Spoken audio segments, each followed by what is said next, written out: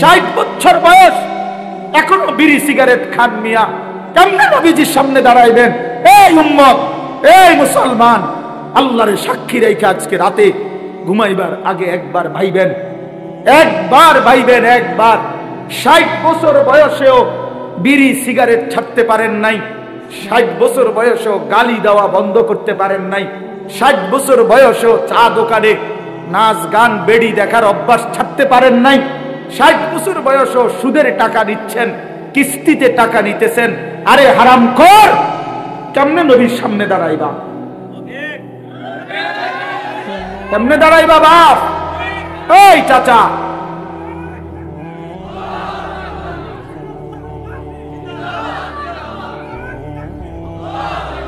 কেমনে দাঁড়াইবা বাপ? কেমনে দাঁড়াইবা? চাচা কেমনে দাঁড়াইবেন? কি মনে করছেন সুপারিশ? হাসরের ময়দানে নবীর সুপারিশ কি মামুর বাড়ি নাকি? এটা সাহাবহন মনে করছেন আপনি? হ্যাঁ, আপনি কি ভাবছেন এটা? আপনি বিড়ি খাইতে খাইতে বেহেশতে যাবেন গা? হ্যাঁ, আপনি সুদ খাইতে খাইতে বেহেশতে যাবেন গা? আপনি কিস্তি উড়াইতে উড়াইতে বেহেশতে যাবেন গা? খামখেয়ালি মনে করছেন এটা? আখেরাত খামখেয়ালি?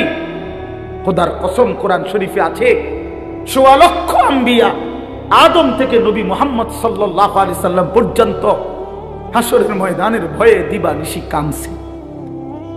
এমন কোন নবী নাই, এমন কোন নবী নাই হাসরের ময়দানে কাঁদছে, হাসরের ময়দানের ভয়ে কাঁদে নাই। এমন কোন সাহাবী নাই যারা হাসরের ময়দানের ভয়ে কাঁদে নাই। এমন কোন আউলিয়া নাই যারা হাসরের ময়দানের ভয়ে কাঁদে নাই। নাহলে আউলিয়া কেরাম কাঁদছে কি লেগে? বাতের লেগে, হীরা বই বনের লেগে কাঁদছে। কিসের জন্য? আল্লাহ হাসরের ময়দানে মাফ করে দিয়েন, আখেরাতে মাফ করে দিয়েন, কবরের আযাব মাফ করে দিয়েন, এই জন্য কাঁদে নাই। তো ওনারা কাঁদলেন কেন? ওনারা কাঁদলেন কেন? 24 ঘন্টা নেক আমল করার পরেও 5 ওয়াক্ত নামাজ পড়লেন, হালাল হারাম বাইসা চললেন, বউ বাচ্চারে পর্দা পুশিদায় রাখলেন। এত কিছুর পরেও সমস্ত আম্বিয়া কেন কাঁদলেন? সমস্ত সাহাবা কেন কাঁদলেন? সমস্ত আউলিয়ায়ে বুজুর্গানে দ্বীন কেন কাঁদেন?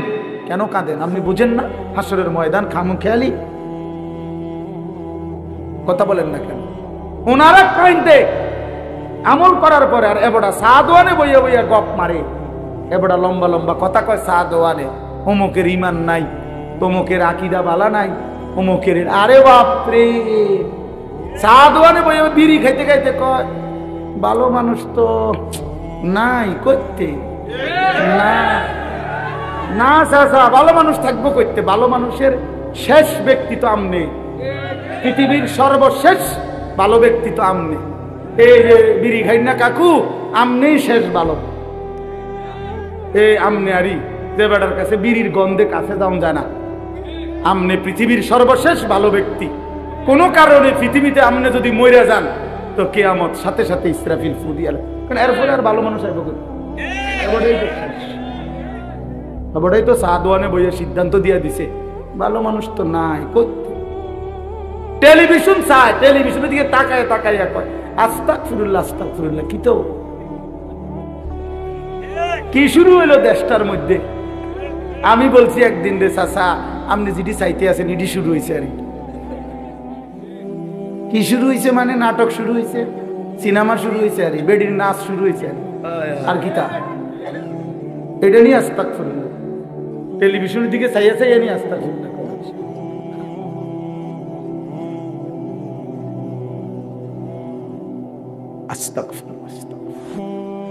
কথা শেষ। আমার বলার উদ্দেশ্য হলো, আমি আপনাদের কাছে এতটুকুই বুঝাইতে চাইছি। আমার বাপ আপনাদের সামনে আমার মজার মূল বক্তব্য এটাই, ভাবতে শিখেন। কবর ভুলে গেলে হবে না, পাশ কাটতে হবে না। আপনি পাশ কাটতে যাইতে পারতেন না, এনে দায়িত্ব বেড়ার ভিতরে, ঠিক কিনা বলেন না? আরে নওজোয়ান বলো না? তাইলে বন্ধু আমার বাপ, তুমি যেমন পড়ালেখা করছো আমিও পড়ালেখা করছি। আমি জেনারেল লাইনেও পূর্ণ পড়ছি, মাদ্রাসার লাইনেও পুরো পড়ালেখা করছি। এই জন্য বন্ধু, আমি সায়েন্স পড়ছি, আমি কুমিল্লা ভিক্টোরিয়া কলেজ থেকে মাস্টার্স পাস করছি, আমি বিজ্ঞান বিভাগ থেকে এসএসসি পাস করছি। ডাকি অতএব তুমি আমারে অনুরোধ করছি, নওজোয়ান, তুমি ভুল করো না, তুমি ভুল করো না। শুধু বাত মাসের হিসাব মিলাইলে হতো না। শুধু একটা চাকরি, একটা ব্যবসা, একটা বিয়া, একটা বিল্ডিং, একটা বিদেশ, বন্ধু আমার একটা মোটরসাইকেল, এতটুকুর হিসাব মিলাইলে হবে না দোস্ত। আমরা মুসলমান, আমাদের আখিরাত আছে, আমাদের কবর আছে। আর আপনারা যারা বাবা আছেন, অভিভাবক, আপনাদের কাছে অনুরোধ, আপনি এই সংসারের দিকে তাকাইয়া দেখছেন, বিল্ডিং করছেন, সোফা বানাইছেন, খাট বানাইছেন, আমার বাপ এতটুকু হিসাব মিলাইয়া মুসলমান কবরে গেলে হবে না। আমার জিফুতের লেগে খাট সংসারে সব করে দিয়ে আইছে, কি করে দিয়ে আসছে? এই সোফা টোফা এডি 20 বছর পরে দেখবেন আপনি আইলে কিচ্ছু নাই। 20 বছরের মাথাত কবর থেকে আইসা যদি দেখেন আমনের বানানো ফার্নিচার, একটা বদনাও, একটা লোডা ঘরের মধ্যে নাই, সব ফালাই দিছে। এগুলো আর এখন চলে না। জিঙ্গাইলে কইব, দাদা ঠিক আছে আপনি বানাইছেন যত্ন করে, কিন্তু ওই মডেল এগুলো এখন আর চলে না, এগুলো আমরা ফেলে দিছি আরো 5-7 বছর আগে। যদি আপনি আইবেন জানতাম কবর থেকে, তাহলে না ওই টাঙ্গায় রাখতাম।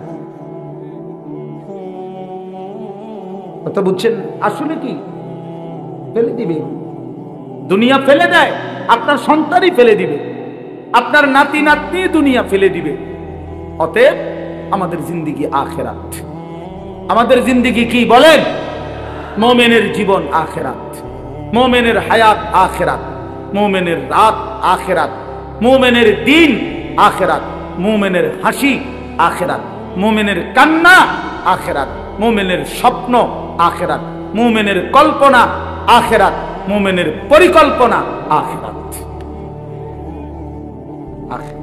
অতএব এই আখিরাতের পরিকল্পনাকে সামনে রেখে আমরা আমাদের সামনে মাহে রমজান, এই মাহে রমজানকে সামনে রেখে আর মাত্র 20-21 দিন মাত্র আছে। এই মাহে রমজানকে সামনে রেখে আমি অনুরোধ করছি, দয়া করে প্রত্যেকেই ইনশাআল্লাহ, নওজোয়ান ভাই তোমরাও, বাবা বয়স্ক বাবা আপনারাও, পর্দার আড়ালের মা বোন আপনারাও, হাত জোড় করে বলি, আমি আপনাদের ছেলে কারো, আমি আপনাদের কারো ভাই, আপনাদের কারো সন্তান, আপনাদের কারো নাতির বয়সীও হতে পারি আমি আপনাদেরকে অনুরোধ করছি। আর ছেলেরা তোমরা আমার সন্তান, তোমরা আমার ভাই, আমারও তো 15 বছরের সন্তান আছে। অতএব যাদের বয়স 15-16 ধরে নাও তুমি আমার সন্তান। আর এর চাইতে বড় যারা, তুমি আমার ছোট ভাই, আমারও তো ছোট ভাই আছে। আমি চাই না আমার সন্তান নষ্ট হয়ে যাক, আমি চাই না আমার ছোট ভাই বরবাদ হয়ে যাক, আমি চাই না আমার বাপ চাচা দাদা জাহান্নামী হোক। এই আশা নিয়ে আমি অনুরোধ করলাম, মাহে রমজানকে সামনে রেখে চলেন গুনাহ ছেড়ে দেন। হিম্মত করি বাপ, ছেলেরা বলো না বাবা, একটা মজবুত সিদ্ধান্ত নিয়া নারী ছবি, অশ্লীলতা, মোবাইলের আসক্তি, নারীর আসক্তি, মদ জুয়া, নাচ গান বন্ধু ছেড়ে দাও। হিম্মত করো, তুমি পারবা ইনশাআল্লাহ, তুমি পারবা। বাবা চাচাদেরকে বলি, হারাম রোজগার ছেড়ে দেন, বিড়ি সিগারেটের অভ্যাস ছেড়ে দেন, চা দোকানের আড্ডা ছেড়ে দেন। মা বোনদেরকে অনুরোধ করি, বেপর্দার জিন্দেগি ছেড়ে দিয়ে সিদ্ধান্ত নেন, এবারের রমজান গুনাহমুক্ত রমজান। বলেন ইনশাআল্লাহ, এবারের রমজান বন্দেগীওয়ালা রমজান। আল্লাহ বলবে, বান্দা ঠিক আছে, যদি 30 দিন গুনাহ থেকে বাঁচতে পারো, 30 দিন যদি আমার বন্দেগীতে ইবাদতে লেগে থাকতে পারো, আল্লাহ বলে, বান্দা ওয়াদা দিলাম, লাআল্লাকুম তাত্তাকুন, 30 দিনেই তোমারে 1 মাসে মুত্তাকি বানাইয়া ঈদের দিন জান্নাতের ফ্লাইটে উঠাইয়া দেব। 1 মাসেই জান্নাতি, 1 মাস। একটা রমজান তুমি 30টা দিন গুণনা আমারে সময় দাও, 31 দিন লাগবে না বান্দা, ভাল লাগলে 29 দিনেই আমি রেজাল্ট দিলাম। 30 বা 29 বান্দা, কথা এক কথা, তুমি আমার হুকুম মানবা, আমি তোমারে মুত্তাকি বানিয়ে দেব, 30 দিনেই জান্নাতি বানায় দেব। এই জন্য মাহে রমজান জান্নাতের মাস, মাহে রমজান আখিরাতের মাস, মাহে রমজান নিজের জীবন সাজিয়ে তুলবার মাস। এই জন্য আমরা চেষ্টা করবো তো ইনশাআল্লাহ। কিশোর নওজোয়ান, 5 ওয়াক্ত নামাজ পড়ো, চরিত্রহীনতা ছেড়ে দাও বাপ। আমি অনুরোধ করছি, তোমরা যারা নওজোয়ান, 30 বছরের নিচে, তোমরা যারা নওজোয়ান, আমার শেষ অনুরোধ, তোমরা যারা 30 বছরের নিচে, তোমাদের বয়স, তোমরা যদি হিম্মত করো, তোমরা যদি ফজরের নামাজ সহ 5 ওয়াক্ত নামাজ পড়ো, ইনশাআল্লাহ আমরা আশা করি আগামীর ইসলামের পতাকা তোমাদের হাতে উঠবে ইনশাআল্লাহ। সারা পৃথিবীতে কালেমার পতাকা উঠবে ইনশাআল্লাহ।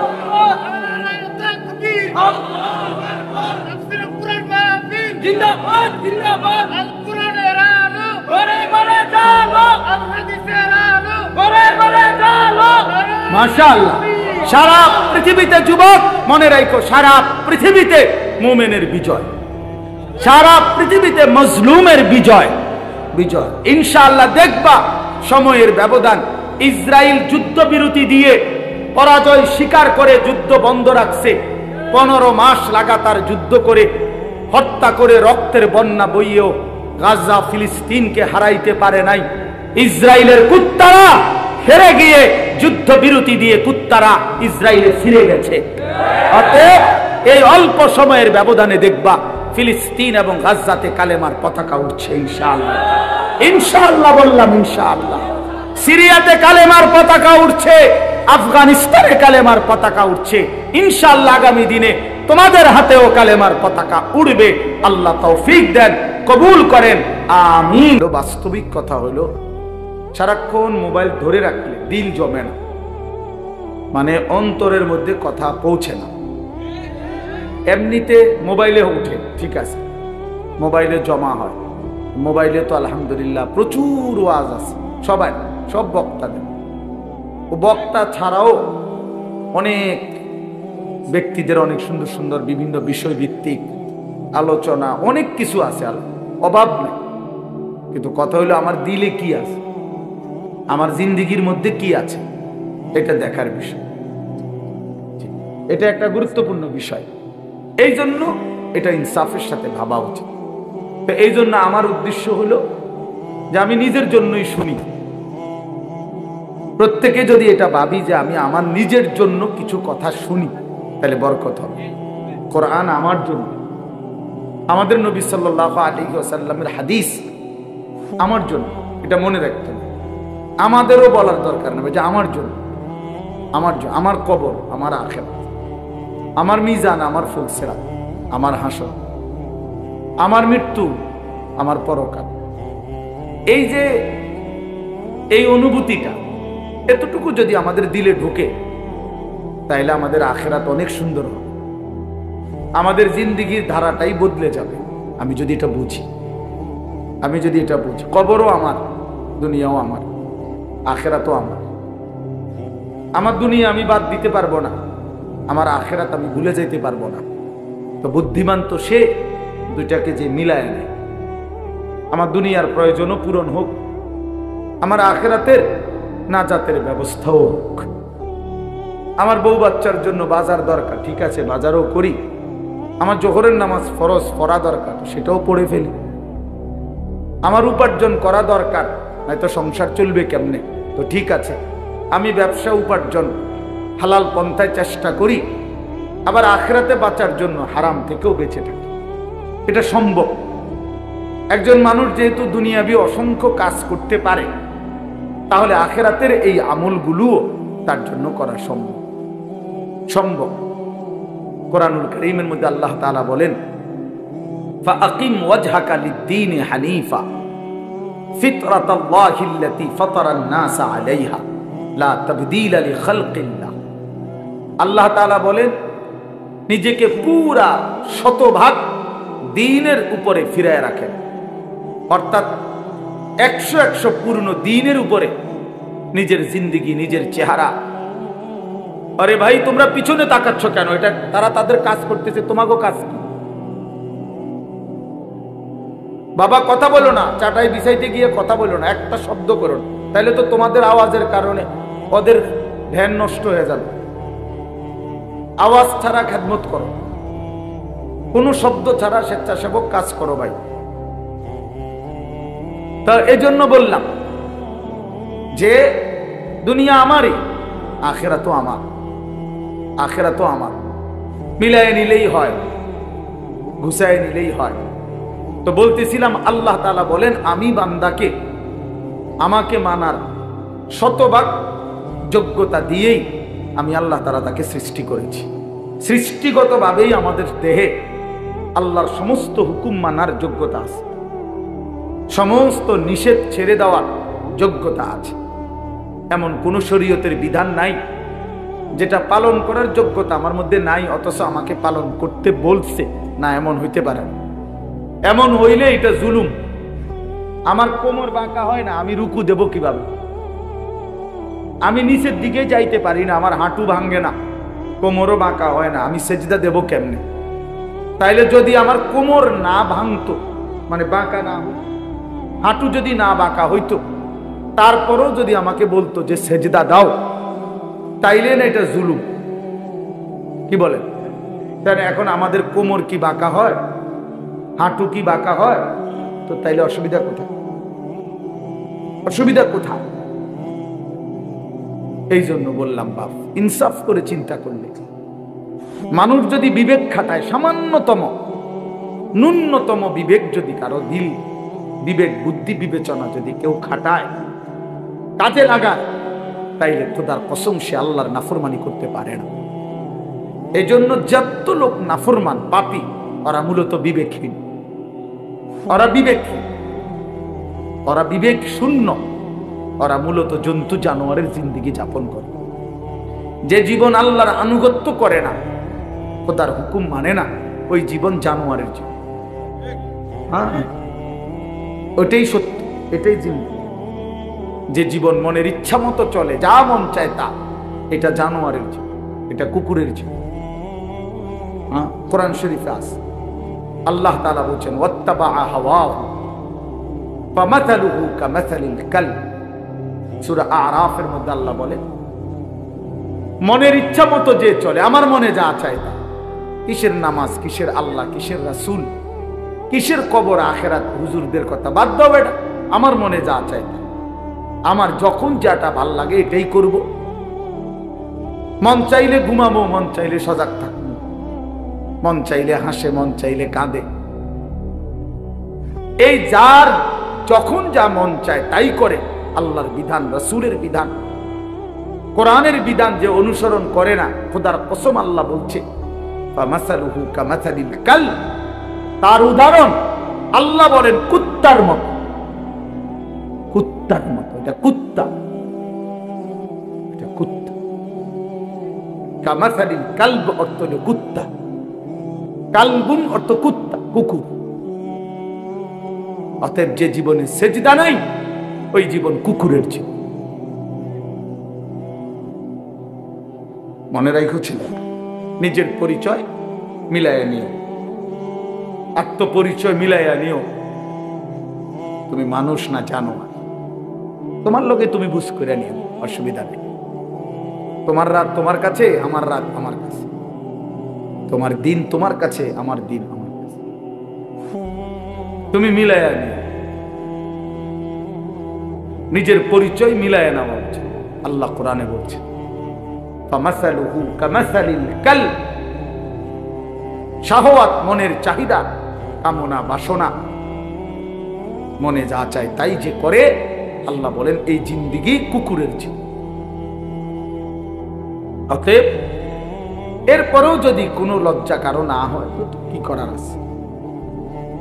কিছুই করার নেই। কেউ যদি বলে যে মনে মনে যে আমার কুত্তা কক আর শুকর কক, আমার সমস্যা না, আমি বেডি সামুই, হ্যাঁ, আমি নারী দেখবই, ছবি দেখবই, নর্তকী দেখবই, উলঙ্গ ছবি দেখবই আমি। এরপর বিনিময়ে আপনি আমার কুকুর বলেন আর শুকর বলেন, এটা আমার দেখা না। আমার শাহওয়াত, আমার মনের চাহিদা, আমার যা ইচ্ছা আমি তা করব, ঠিক আছে, কোনো অসুবিধা নেই।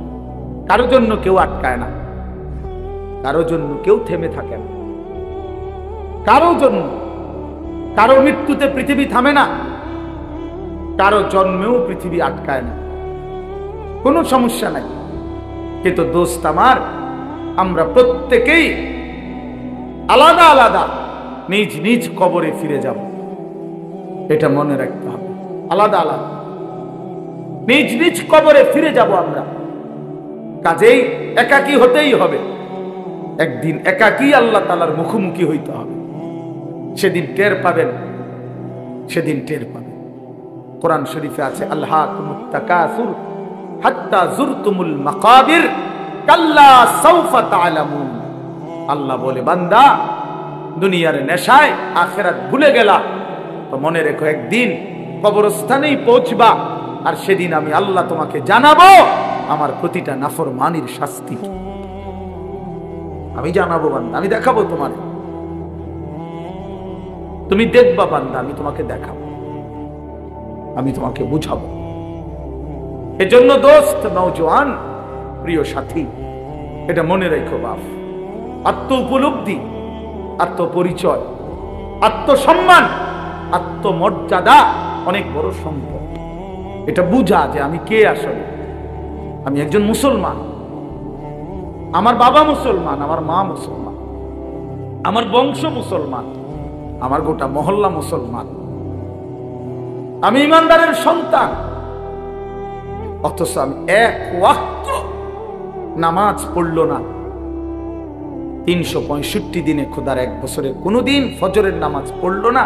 এটা মুসলমানের বাচ্চা, এটা মানুষের বাচ্চা, এইটা জানোয়ার না। তো জানোয়ারটা কেন? এ জানোয়ার না তো জানোয়ার কে? তাই না, কে জানোয়ার? এইটা অসভ্য না তো অসভ্যটা কে? এটা না তো কে অসভ্য? তাইলে আল্লাহ কাকে বলছে কুত্তার মতো? কাকে আল্লাহ বলছে ইনহুম ইল্লা কাল আনআম? আল্লাহ বলছে মনের ইচ্ছা মতো যে চলে তার পরিচয় আর কিছুই নয়, শুধুই জানোয়ার, আনআম, চতুষ্প জন্তু। কাকে বলছে বাবা? এই মানুষ রূপী এই জানোয়ারদেরকে বলছে, যাদের জিন্দেগিতে সেজদা নাই, আল্লাহ নাই, আখিরাত নাই। কে মা, কে বাবা, কি ধর্ম, কে বানাইছেন, কিচ্ছুর খবর নাই। মোবাইল, নারী, ছবি, অশ্লীল দৃশ্য, অসৎ বন্ধুদের আড্ডা, হাসি ঠাট্টা, সারা রাত মোবাইলে উলঙ্গ ছবি দেখতেছে, সকাল 9টা 10টা পর্যন্ত ঘুমায় আছে। হায় হায়, এটা বুঝি কোনো জিন্দিগি হইল বাপ? মানুষের জিন্দিগি তো এরকম হওয়ার কথা না। এক চতুষ্প জন্তু, এক রাস্তার কুকুরও তো এতক্ষণ ঘুমায় থাকে না। এক চতুষ্প জন্তু, জানোয়ারও তো এমন হয় না। এই জন্য বাপ, এটা বোঝা উচিত। প্রিয় ভাই আমার, ছেলেরা আমার, কোনো একজনও যদি বুঝে থাকো তো তুমি মনে মনে হিসাব মিলাই। তোমার বন্ধুর লগে না, তুমি একা হিসাব মিলাইবা। আসলে আমি কে? কে আমাকে বানাইলেন? কেন বানাইলেন? আমি কোত্থেকে আসলাম? তিনি আমার কাছে যা চাচ্ছেন আমি তা করছি কিনা? আমি যা করছি আমার আল্লাহ তা চাচ্ছে কিনা?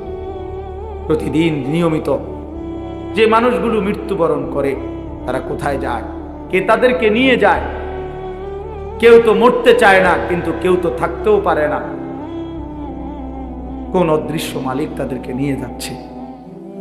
বন্ধু, এতটুকু বিবেক যদি না খাটাও, বাবাদেরকেও বলি, আপনিও যদি না খাটান, আখিরাত যদি না মিলান, কেমনে কবরে চাইবেন বাপ?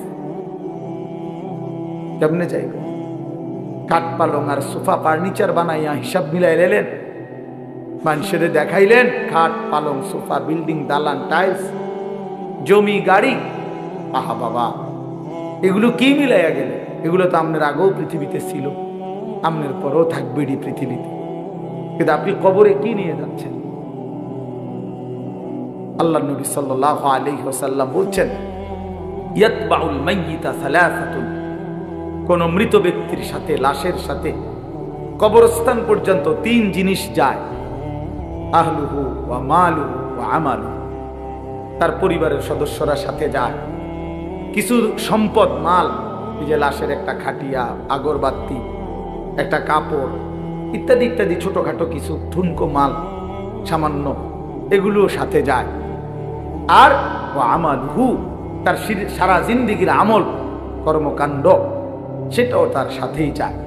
ফায়ারজিউ ইসনান ওয়া ইয়াবকা ওয়াহিদ, দুই জিনিস ফিরে আসে, এক তার বংশধর পরিবার মহল্লাবাসী ফিরে আসে এবং ওই খাট কাপড়গুলোও ফিরে আসে, আর শুধুমাত্র তার আমল ভালো কিংবা মন্দ ওইটাই তার কবরের সাথে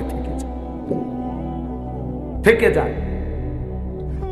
এই জন্য দোস্ত, আমরা আমাদের 1 সেকেন্ড, 1 ঘন্টা, 1 মিনিট, একটা নিঃশ্বাস যেটা একবার করছে, এটা আর কোনোদিন আমরা হিসাবের বাহিরে আড়াল করতে পারবো না। কোরআনুল কারীমের মধ্যে আল্লাহ বলছেন, লা ইউগাদিরু সাগীরাতান ওয়ালা কাবীরাতান ইল্লা আহসাহা। এই ফেরেশতারা ডান কাঁধে বাম কাঁধের ছোট থেকে ছোট, বড় থেকে বড় জীবনের প্রতিটা স্পন্দন, প্রতিটা নিঃশ্বাস পর্যন্ত আল্লাহর কসম আমলনামার মধ্যে উঠায় রাখছে। 24 ঘন্টার 1টা মিনিট বাবা, ছেলেরা সবাইকে বলি, আমাকেও বলি, আড়াল করার কোনো সুযোগ নাই, কোনো সুযোগ নাই বন্ধু। কোনো রাত, কোনো দিন, কোনো ঘন্টা, কোনো মিনিট, সেকেন্ড আর কোনো দিন আমার আড়াল করবার সুযোগ নাই আল্লাহর কাছ থেকে। এই জন্য আমরা যদি এটা না বুঝি বাবা, অনেক নওজোয়ান, তোমরা চেহারা সুরত দেখলে বোঝা যায় বাপ কতদিন হয় নামাজ পড়ো না। তোমার মালিকরে এমন ভুলা কেমনে বললা? কোন মার ঘরে জন্ম নিলা? কোন বাবার ঘরে বড় হইলা? বাপেরই বা এত বড় বেইজ্জতি কেমনে করলা? মারে এত বড় অপমান কেমনে করলা? মা তো পরিচয় দিছে মুসলমান, বাবাও তো জানে তুমি মুসলমান, তুমি নিজেও তো জানো তুমি মুসলমান। মুসলমান এমন হয়, মুসলমান এমন হয় যে 1 ওয়াক্ত নামাজ পড়তে মন চায় না, এটা মুসলমানের বাচ্চা। ঠিক মতো কখনোই পেশাব পায়খানা করে পাক পবিত্র শরীয়ত মতে হয় না, এটা মুসলমানের বাচ্চা। 24 ঘন্টা নারী ছবি ছাড়া, নাটক সিনেমা ছাড়া, টেলিভিশন সিনেমা ছাড়া, নর্তকী দেখা ছাড়া জীবন যার কাটে না, এটা মুসলমানের সম্পদ। মুসলমান এমন হয়। এই জন্য আমার বন্ধু, আমি অনুরোধ করছি প্রত্যেকের কাছে, আমাকেও বলি, আপনাদেরকেও বলি, নওজোয়ান ছেলে তোমাদেরকেও বলি, বা একজন হইলে একজনই মনে রাখো, নিজের হিসাব কইরো বাপ। ওয়ালতানজুর নাফসুম মা কদ্দামাত লিগাদ। আল্লাহ তাআলা বলছে প্রত্যেকটি প্রাণ, প্রতিটা আত্মা আলাদা হিসাব করো, লক্ষ্য করো আজকের দুনিয়া থেকে আগামীকালকের আখিরাতের জন্য কি পাঠিয়েছ। চোখ বন্ধ করলেই মৃত্যু থামবে না, ভুলে গেলেও মৃত্যু থামবে না, না বুঝলেও মৃত্যু থামবে না। বুঝে আসলেও মরে যাবেন, না বুঝলেও মরে যাবেন। চোখ খোলা থাকলেও মরে যাবেন, চোখ বন্ধ থাকলেও মরে যাবেন। হাসলেও মরে যাবেন, কাঁদলেও মরে যাবেন। রাজপ্রাসাদের অট্টালিকায় থাকলেও মরে যাবেন, জীর্ণ কুঠির কুড়ে ঘরে থাকলেও মরে যাবেন। প্রিয় বন্ধু, যেটাকে আড়াল করার কোনো সুযোগ নাই, মৃত্যুকে পাশ কাটবার কোনো সিস্টেম নাই, কোনো সিস্টেম নাই। 7 মহাদেশের মালিকও যদি হয়, 7 রাজার ধনও যদি কেউ পায়, তারপরেও যেহেতু মৃত্যুকে বাদ দেওয়ার, আড়াল করবার কোনো সিস্টেম নাই, অতএব প্রস্তুতি নেওয়া এটাই বিবেকবানের উচিত। কারণ যেহেতু আমি মৃত্যুকে আড়াল করতে পারবো না, অতএব মৃত্যুর জন্য প্রস্তুতি নেওয়া এটাই চূড়ান্ত বুদ্ধিমান। কোনো সুযোগ যেহেতু নাই, কোনো সিস্টেম যেহেতু নাই, পৃথিবী সৃষ্টির শুরু থেকে আজ পর্যন্ত যেহেতু এমন কোনো সিস্টেম নাই, অতএব মরতেই হবে। হবে কিনা বাপ? বলেন না সবাই, হবে কিনা? মরতেই হবে। এজন্য আখিরাতের প্রস্তুতি নেওয়া, কবরের প্রস্তুতি নেওয়া, পরকালের ফিকির করা, এটাই মুমিনের জিন্দেগি। মুসলমান তাকেই বলে, মুসলমান তাকেই বলে। ওই দেখেন ওই অপদার্থ কি করে, কত বড় অসভ্য দেখছেন, আবার হাসে বেয়াদব। এই বেয়াদব এমনই হয়, অসভ্য এমনই হয়। ওই যে বললাম শাহওয়াত, মনের চাহিদা, যে হুজুর তোমার বাপও যদি মানা করে, আমি তো কারো কথাই শুনি না, তুমি হুজুরের কথা শুনবো কি? আমি তো জীবনে কারো কথাই শুনি না, আমার আবার হুজুর কি আর পাবলিক কি, আমি তো চলি আমার মতো করে, বুঝলেন? এই জিন্দেগি, এটাই জীবন। আপনি নিষেধ করবেন, শুনবেন, আমি তো আমার মতো চলি, আমার মতো চলি। আমি তো নিষেধ করছিলাম বাপ, আমি তো বলছি প্রথম যে আমি সুন্দর করে বললাম, বলছি কিনা? হ্যাঁ, অসংখ্য ছেলে পেলে বললাম না আজকে বাবা, তোমরা অগণিত ছেলে, তোমরা মনে করছো তোমরা অনেক সুখে আছো, কারণ মা বাবা পারিবারিক বন্ধন থেকে তোমরা মুক্ত। অর্থাৎ তোমাদের বাবা আর তোমাদেরকে ফেরাইবার জন্য সাহস করে না, তোমাদের মা আর তোমাদেরকে দিনদার বানাবার ফিকির ছেড়ে দিছে, মহল্লার বাসী ছেড়ে দিছে, তোমাদেরকে ছেড়ে দিছে বাপ। তোমরা এখন বন্ধুদের আড্ডায় ঘন্টার পর ঘন্টা, বাকি টাইমে একাকী যখন হও সারা রাত মোবাইল। তার মানে তোমার কোনো মা নাই, বাবা নাই, অভিভাবক নাই, কেউ তোমারে রাগ দিবে, ডাক দিবে, কেউ তোমারে ফিরাবে।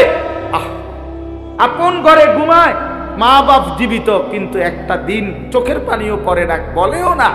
আমার 365 দিনে আমার 16 বছরের ছেলেটা একদিনও ফজরের নামাজ পড়ে না। এত বড় জানোয়ার মুসলমানের ঘরে কেমনে ঘুমায় বেটা? এত বড় জানোয়ার কেমনে ঘুমায় মুসলমানের ঘরে? তার বাপ কোথায়, তার মা কোথায়? তার পরিবার এভাবে ভুলে গেল কেমনে? কিরে বাপ,